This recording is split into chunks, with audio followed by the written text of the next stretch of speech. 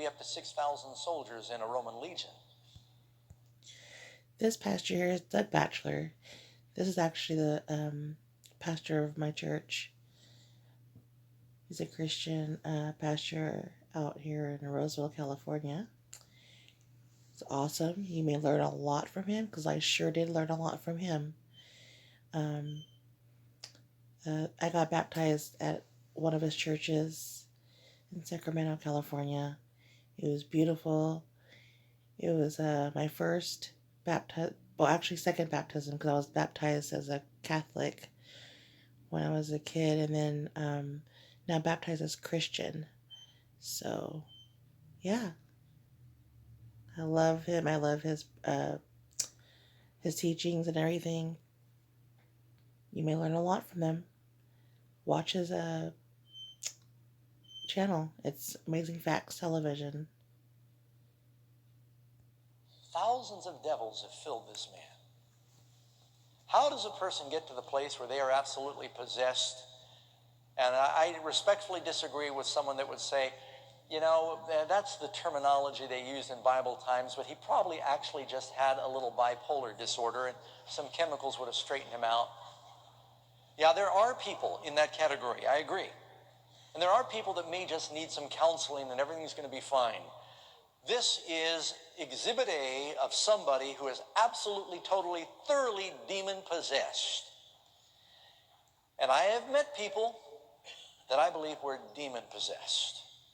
They heard voices in their heads, and one person I talked to, and they'd go out at night and get people's pets and kill them, and just, I mean, they were devil-possessed, and they heard these other conversations going on. And how do you get to that place? You know what's even more frightening? It was obvious this person was demon-possessed because they had legions of demons.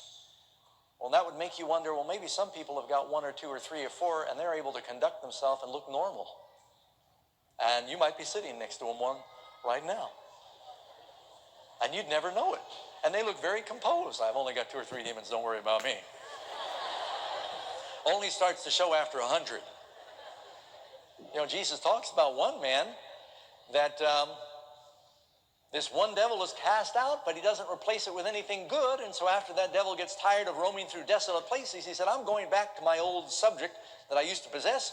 And he finds that his life is clean and swept with no replacement. And that man is worse than the first. How does a person get to the place where they're possessed with this many demons?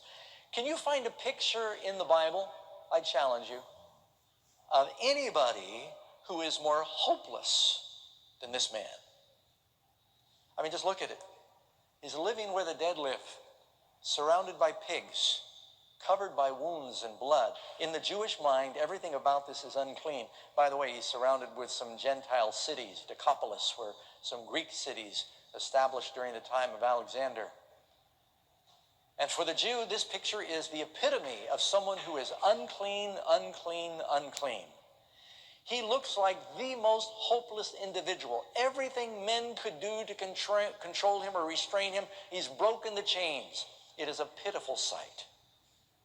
May have even been a young person.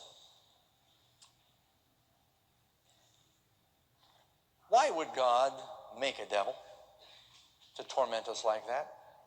If God is a God of love,